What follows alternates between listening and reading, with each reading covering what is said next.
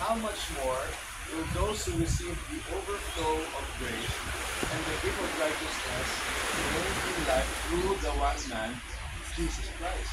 Kung si Adan nagkasala at lahat ng mga tapusunod sa kanya nagkasala, dahil sila nagkasala, ang bunga ay kamatayan. Sabi naman dito, pero maganda ay sa pamamagitan din ng isa, alright? Sa pamamagitan ng isa,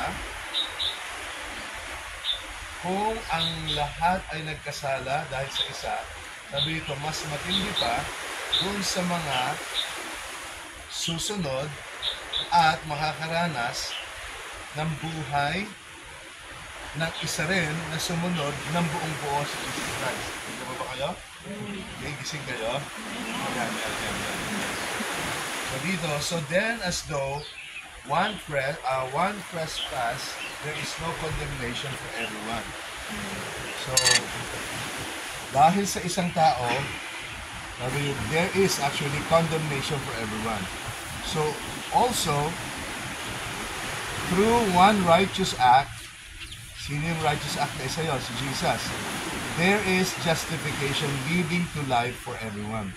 So, ang buhay pumasok din sa lahat dahil kay Jesus Christ. For just as through one man's disobedience, many were made sinners, so also through one man's obedience, many will be made righteous. So, lahat tayo ngayon magiging righteous dahil kay Jesus Christ. Okay? Kasi sabi dito, the law came along to multiply the trespass. So, nagkasala na. Nung dumating ang batas, mas nakita ang kasalanan. Bakit? Kasi yung mga makasalanan, nakita nila na makasalanan sila nung may batas. Okay? Hindi magkakaroon ng batas kung walang makasalanan at mga disobedient. Pag gagawa ka ng batas kung lahat matino, tama ba? Totoo. Pero lahat kasi nagkasala. Pero lahat na nagkasala, minsan hindi nila alam na sila ay makasalanan. At hindi nila alam na sila ay makasalanan, so wala silang pakialam sa problema nila na nagbunga ng kamatayan. Okay? So pumasok ang batas para makita nila na sila ay makasalanan. Alright? Diyan pa ba kayo? Amen. Okay. So, for just as through one man's disobedience, many were made sinners, so also through one man's obedience, many will become righteous. Nasabi dito, ito na, the law came along to multiply the sin, the trespass. But where sin multiplied, grace also multiplied even more. So makita natin, nagtatagumpay ang buhay. Nandun ang kasalanan dahil sa isang tao, pumasok ang katuwiran dahil sa isang tao, at lahat ng maniwala kay Jesus Christ, ang sabi dito, hindi na malalak at ma-stuck sa kasalanan kasi makukuha nila ang biyaya ng buhay na walang hanggang kay Jesus Christ. Maliwanag ba? Nakita ninyo? Amen. Kasi ang sabi dito, ito maganda. Pumasok ang batas, nakita ang kasalanan, pero kung saan dumami ang kasalanan, hindi natabunan ng biyaya. Sabi dito, babasahin nyo ito mamaya, maganda ito ha, Romans chapter 5 ito, no? Ang sabi dito, pag naintindihan nyo ito, malaking magagawa sa inyong buhay. Sabi dito, dahil dito, sabi niya, so that just as sin reigned in death, also, sabi, grace will reign through righteousness. Ang bunga is eternal life through Jesus Christ our Lord. So, ganito na ang tanong. Anong gagawin pala natin kung, ang sabi, sa karamihan ng kasalanan, natabunan ng biyaya ng Diyos. So, sabi ng iba, ay di mas maganda pala magkasala dahil dumadami ang biyaya ng Diyos. Ibang klase mag-isip ng tao. Ano? Alam din ng Bible. Sabi niya, sa verse chapter 6 naman, what should we say then? Should we continue in sin so that grace may multiply? O, magpapatuloy ba tayo sa kasalanan? Dahil pag may kasalanan, andun yung biyaya ng Diyos. Sabi ni Paul sa verse 2 of Romans chapter 6, absolutely not. Hindi, sabi niya. How can we who died to sin still alive in it?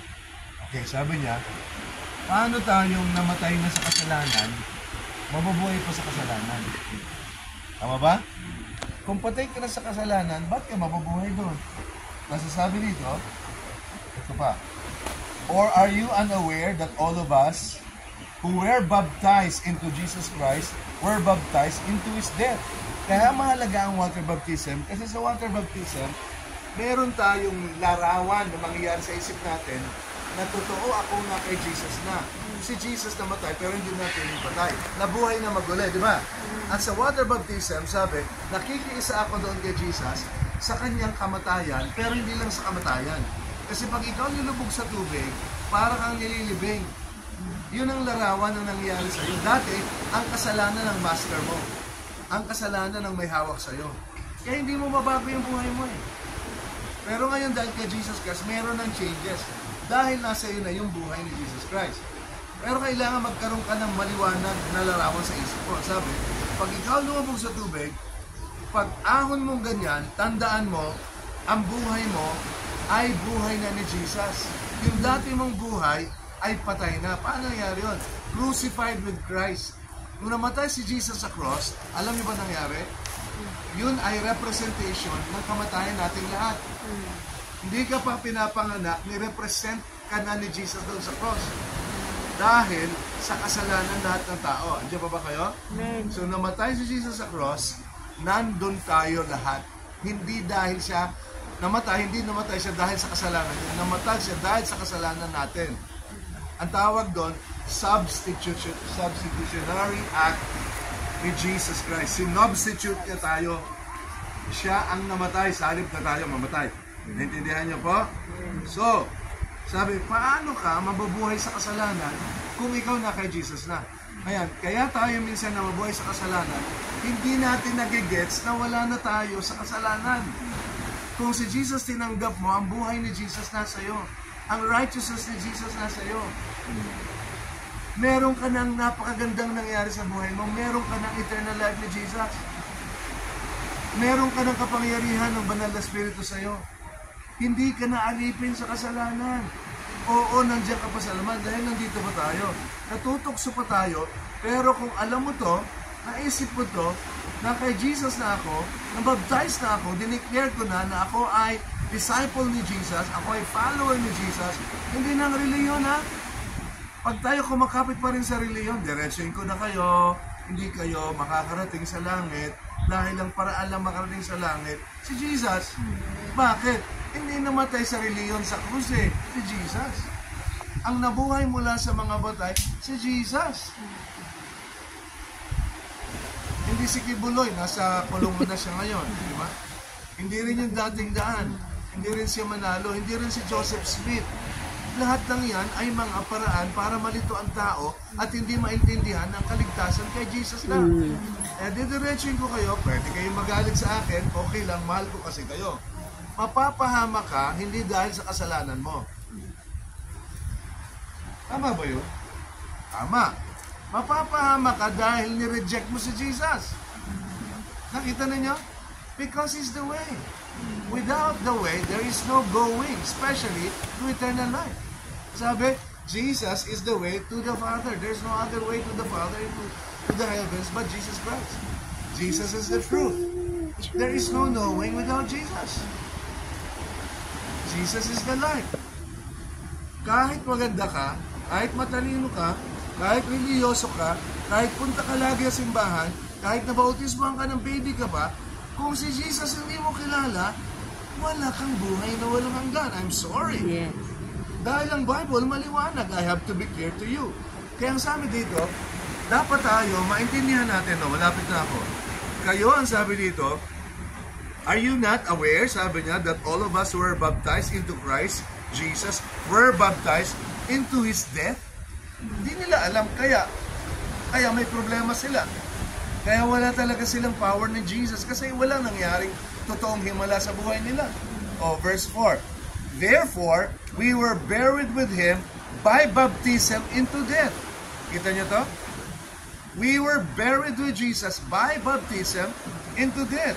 Larawan ng kamatayan ni Jesus. In order that Jesus, as Christ was raised from the dead by the glory of the Father, so we too may walk in the newness of life. So ngayon, kung alam ko yung katotohanan na ang dating oral na siguro sinungaling, nanakaw, naglalasing, kung ano bang kasalanan, no? Pero nung si Jesus pinanampalatayanan ko at pinagsisiyanan ko ang kasalanan ko at naniwala ako sa ginawa ni Jesus para ako matubos niya, pag sinabing tubos, anong nasa isip nyo? Nawala ng pera. Isinanla ang singsing. Tama ba? Pero dahil mahalaga sa yung singsing mo, dahil wedding ring yan, nang tingin mo kasi sapphire ring, kaya yung nilagay sa pawn shop, no? Ngayon, ano ngayon? Iyong tutubusin. Bakit? Kasi sa'yo. Tayo nilikha ng Diyos. Kanya tayo. Nahiwalay tayo sa Kanya dahil sa kasalanan.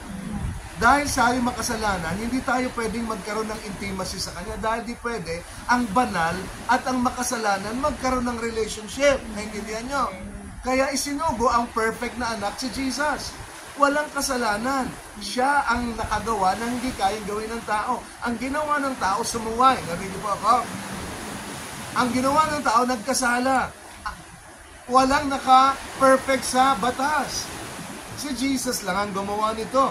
At dahil kay Jesus, dala niya ang buhay na walang hanggan. Amen? Kaya sinasabi ko, nung tinanggap ko si Jesus, nagbago ang buhay ko. Alright? Hindi ako perfect, pero I am no longer a liar. And when I sin, I confess and less nawala yung mga dating kasalanan sa buhay ko. Bakit? Kasi hindi na ako yon. Bakit? Kasi alam ko na ako ay patay na sa kasalanan. Naintindihan nyo? Naintindihan nyo ba? Amen. Pag nilagay kayo sa tubig, nilubog kayo, yun ay hindi nyo gawa ni Jesus. Pinapaalala lang sa'yo, binibigyan kayo ng larawan sa isip nyo para magkaroon kayo ng tagumpay. Na alam ko, hindi ako nahila, dineclare ko na si Jesus na ang may buhay sa akin. The life of Jesus is in me. I am His and He is mine. I am a follower of Jesus. I'm never ashamed of it. I am saved because of Jesus Christ. Kahit mamatay ako ngayon, kahit wag naman sana, no? Pero kahit mamatay ako ngayon, hindi ako takot. Bakit? Kasi sa langit ang punta ko. Bakit? Kay Jesus ako. Binayaran niya yung buhay ko at naniwala ako sa pinambayad niya. Ang pinambayad niya, buhay na walang hanggan. Buhay niya, dugo niya. Amen? So, pag kayo nilubog doon, sinasabi nyo, away from my old life. Death to sin. Sin has no more power over me. Ang may power sa akin, si Jesus. Pag nagbautismo ka, dinideclare mo, hindi ko kinahihiya. Tawanan man ninyo ako, it's all right. Ang mahalaga, sa harap ng Diyos, alam ko, ako ay pinatawad niya, at ako ay anak niya, at siyang aking ama, at ako mahal na mahal niya, at ngayon pa lang, pinagpapalan niya, binibigyan na ako ng tagumpay. Dati, noon, ganito ako, pero ngayon, hindi na. Bakit? Sa pagmamahal ni Jesus sa buhay ko. Amen. Amen? Amen. Hindi yan religion. Ito ay relasyon. Relasyon. So, ibig sabihin, walang power ang sin sa ang sino mang na kay Kristo na. Basta totoo ba yan? Ba't alam ko may mga Kristyano nagkakasala? Hindi yan sila perfect. Ang pagbabago nag-uumpisa pero hindi natatapos ng isang araw. Ang proseso ng pagbabago, lifetime. Nakatanggap kay Jesus, 30 ka na eh. May 30 years ka na nasanay sa paraan mo. Alam nga namang isang araw lang lahat ng yan magbago agad. No? Pero hindi ka magbabago kung ang aasahan mo ay ang lakas mo. Magbabago ko lang kapag nasa iyo na ang biyaya, yung grace, kung walang iba si Jesus. Amen. Ang grace po is the ability of God. Pag natutukaso ka, Lord, kung ako lang babaksak ako, pero I have your grace, I have your life, I have your ability, I am a conqueror. Death to sin, wala nang power ang sin sa akin, dahil lang may power sa akin, ikaw nasa buhay ko. Maniwala ka, Amen. magtatagumpay ka. Amen. Sinasabi ko dahil naranasan ko. Amen? Ang sarap mabuhay na hindi nakatanikala sa kasalanan. Malaya na tayo sa kasalanan. Hindi mo papatayin ang sarili mo sa kasalanan. Tatanggapin mo na patay ka na doon ang dahil ang namatay para sa kasalanan mo, hindi ikaw, si Jesus. Ang water baptism ay larawan para maisip mo, may picture ka, picture perfect, no? Na isang araw sa buhay ko, sumunod ako kay Jesus dahil naniwala ako na siyang Panginoon. At tinanggap ko ang kanyang buhay na binibigay. Ang habag niya, tinanggap ko. At dahil doon, nasa akin siya. At ang kapatawaran niya ay nasa buhay ko na. Amen ba? Amen. At nung ako ay nabautismohan, sinasabi mo, ako ngayon ay nagde-declare sa lahat ng mga demonyo sa paligid. Alam niyo ba maraming demonyo? Hindi yung mga demonita. No? In the spirit world, meron talaga. Yes, spiritual Meron warfare. talagang spirit world. Dinideclare mo. Noon, naisahan niyo ako. Mga demonyo, noon, may power kayo sa akin. Pero ngayon, tapos na kayo sa akin. Amen? Ako ay kay God na. At dinideclare mo sa mga taong nakakakilala sa'yo, kung ako dati maldita, dati sinungaling, dati masama, dahil di nakikinig, ano mo ba yun, yung bitter, right? I am not that person anymore. Amen? I am forgiven by Jesus Christ. Amen? So, dinideclare mo sa mga anghel, angels, I am now God's property. At higit sa lahat, tumatayo ka ng hindi nahihiya. Ama, ngayon, ako ay sa'yo. Si Jesus ang binautismo, nagsalita ang Ama, grabe. Sabi niya, this is my beloved Son, whom I really love. I delight in Him. Amen? So ngayon, kung ang puso mo totoo at tama, at ito hindi isang religious ceremony lang, kundi dahil gusto mong sabihin sa lahat ng pwedeng makakita at lahat ng pwedeng manonood, pati mga spirit world, I am God's property. I am dead to sin. Sin has no power over me. Jesus has power over my life. I am victorious. May problema ka pa, pero may pag-asa ka na. Dahil ikaw Amen. ay isang anak ng Diyos at ang Diyos ang nagmamay-ari sa iyo. Pag-angat mo ganyan sa tubig, sasabihin mo, thank you, Jesus. Your life is my victory. Your life is my strength. Your life is my hope. Your life is my joy. Your life is my peace. Your life is my contentment. Everything I am is because of your life in me, Jesus Christ. Sana wag niyo makalimutan yan. Sana tayo nag-fellowship every Thursday dahil si Jesus ay mahal natin. Dahil una na tayong minahal.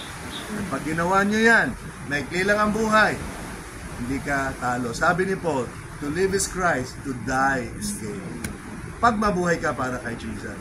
Sabi ni ng Bible, if you reject me here on earth, if you don't trust me, if you reject me, pagdating ng panahon, sabi ng Panginoon, why will I accept you? I will give you what you want.